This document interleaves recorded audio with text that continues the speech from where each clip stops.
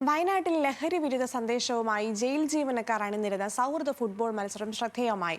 സംസ്ഥാന സർക്കാരിന്റെ ഓപ്പറേഷൻ തൂഫാൻ പദ്ധതിക്ക് പിന്തുണ പ്രഖ്യാപിച്ച് കേരള ജയിൽ സബോർഡിനേറ്റ് ഓഫീസേഴ്സ് അസോസിയേഷനാണ് മത്സരം സംഘടിപ്പിച്ചത്.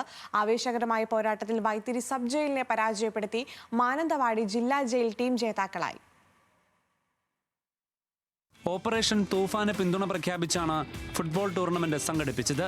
മാനന്തവാടി ജില്ലാ ജയിലിലെയും വൈത്തിരി സബ് ജയിലിലെയും ജീവനക്കാരാണ് ആവേശകരമായ മത്സരത്തിൽ മാറ്റുരച്ചത്. മികച്ച പ്രകടനമാണ് ഇരു ടീമുകളും കാഴ്ചവെച്ചത്. മത്സരത്തിൽ 5-നെതിരെ 6 ഗോളുകൾക്ക് മാനന്തവാടി ജില്ലാ ജയിൽ ടീം വിജയ കിരീടമണിഞ്ഞു. നമ്മുടെ ഗ്രാമങ്ങളിലുള്ള മൈതാനങ്ങൾ അപ്രത്യക്ഷമാകുന്നു.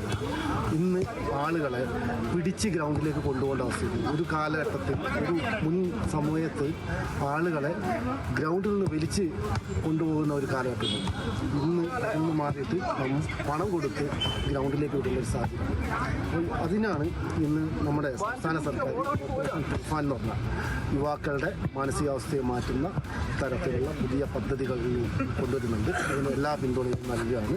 കളിസ്ഥലങ്ങൾ കുറയുന്നതും യുവാക്കൾ ലഹരിക്ക് അടിമകളാകുന്നതും ആശങ്കാജനകമാണെന്ന് ചടങ്ങിൽ സംസാരിച്ചവർ ചൂണ്ടിക്കാട്ടി.